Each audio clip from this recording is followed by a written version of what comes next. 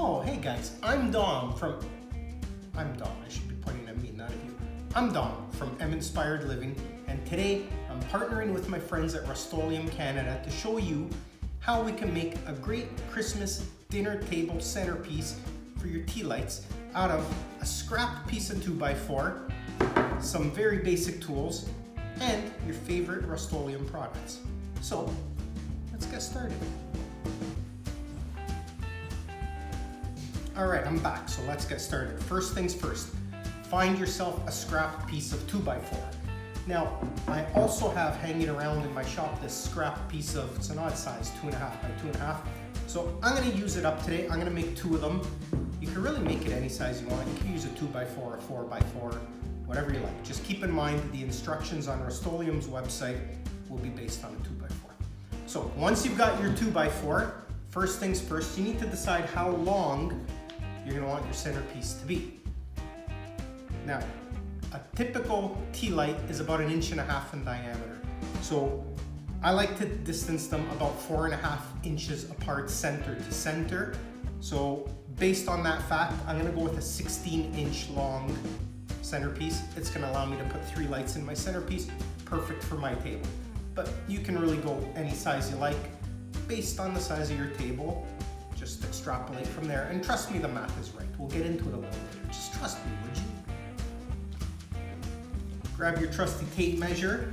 I'm gonna turn it around this way because I like the way this side of the wood looks better. And measure out your length. So I wanna go 16 inches. Let's go over to the miter saw and get this cut.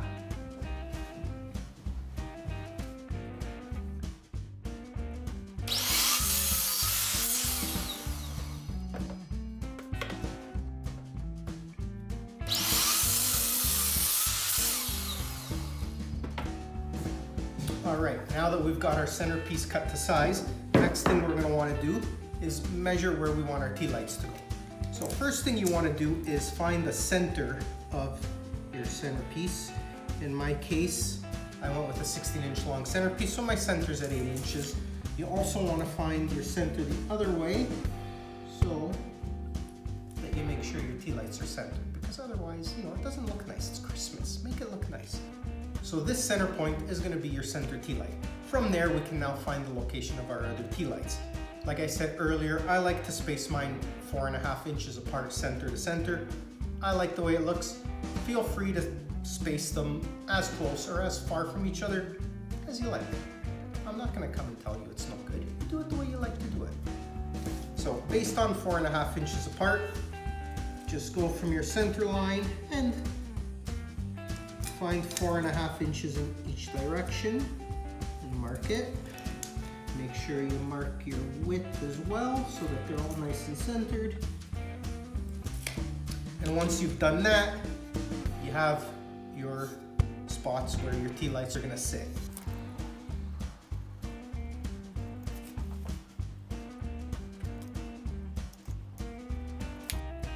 So now that we've got the spots for our tea lights all marked out, next step is to actually drill the holes. For this, we're gonna use a 1 5/8 inch Forstner bit.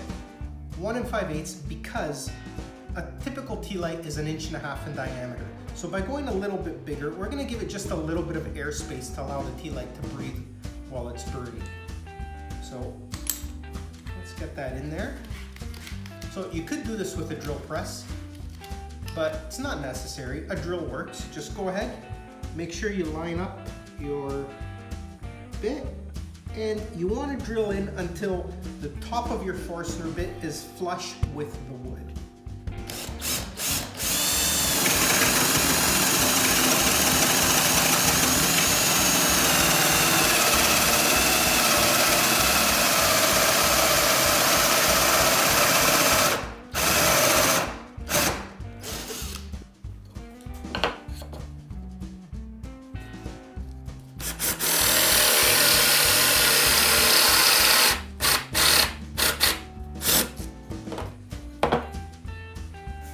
Now that all your holes are drilled, you want to start sanding to...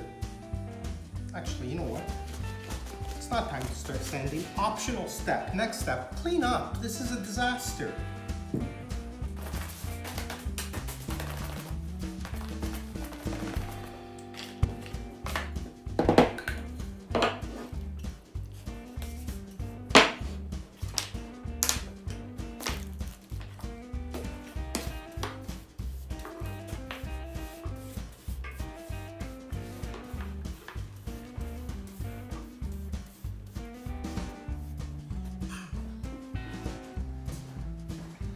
All right, that's much better. Now that we got that taken care of, we can move on to sanding. So with sanding, basically you just want to get all your edges cleaned up. You want to make sure you don't have any sharp edges left.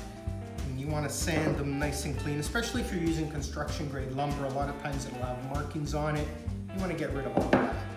I typically start sanding at 80 grit. That cleans up most of the really difficult stuff to get out. After that, I move on to 120, leaves it nice and smooth and ready for stain. So let's get sanded.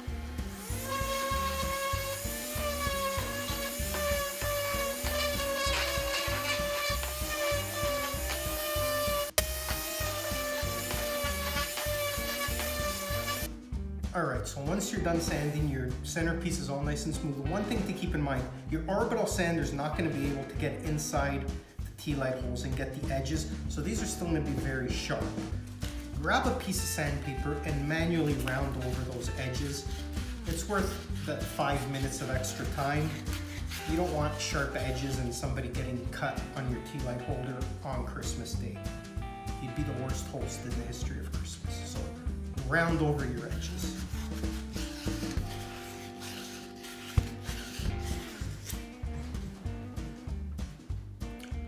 Now we're almost ready for the best part, to start staining. But before we do that, grab yourself a tack cloth. Rustoleum makes great ones, just to get rid of any dust that may be left. Because you might think there's no dust on there, but trust me, there's still dust on there. Just wipe down your piece, get rid of any dust. The tack cloth will pick it up, and your piece will be ready for stain.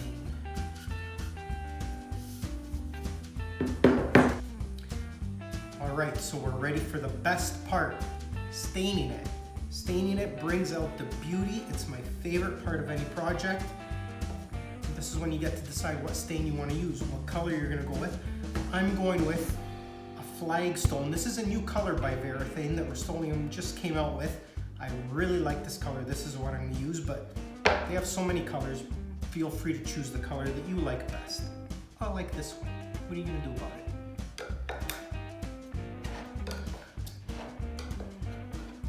Open up your can of stain, and you want to mix it really well.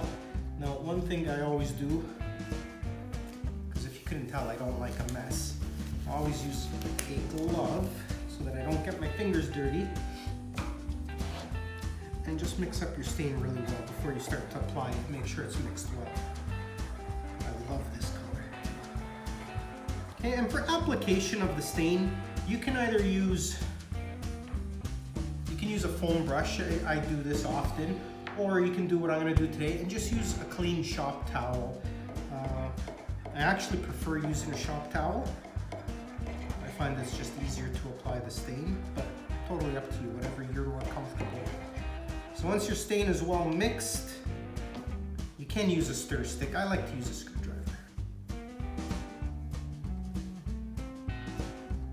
Once your stain is well mixed, clean up screwdriver. If you use a screwdriver like me, I mean, you might be a normal person and use a stir stick.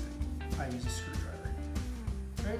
Once that's done, apply a generous amount of stain to your piece and watch it come to life.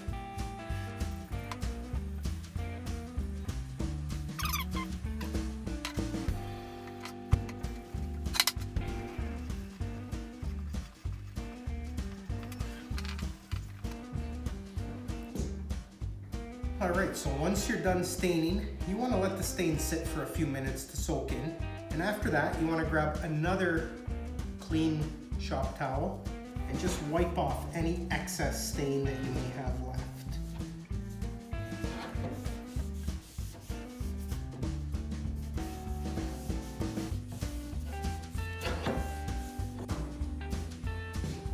Alright, so I let that sit for an hour so it could dry. The great thing about Varathane stains is they dry in an hour, so you don't have to wait all day to come back to it. I went inside, I had a snack, an hour passed by, I'm back, and I'm ready for the final step. You want to apply some sort of clear coat to protect your piece. So I'm using Varathane's Triple Thick. I love this stuff, it works great. You only have to apply one coat. I'll let you in on a little secret. If you want to make your piece extra smooth and shiny, apply 2 coats.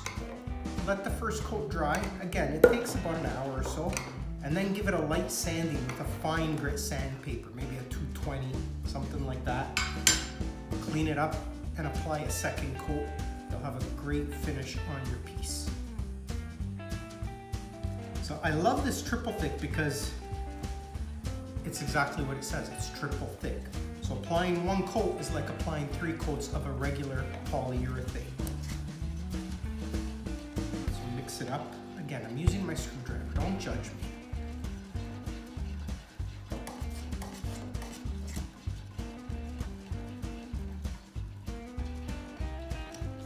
Now in this case, look how thick that is.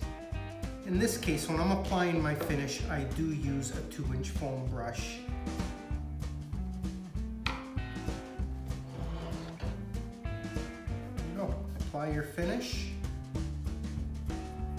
Let that dry. Like I said, if you like, come back, do a second coat. Once that's dry, you're ready to have a great Christmas.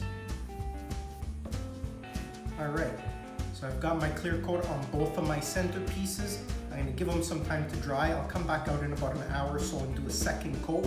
I won't bore you with that, but I'll show you a little later what they look like on my table with the tea lights in them. They're gonna look great. They're gonna be great for Christmas. I hope you guys like the video. I hope you make your own. I hope your family loves them for Christmas, and I hope you have a great holidays.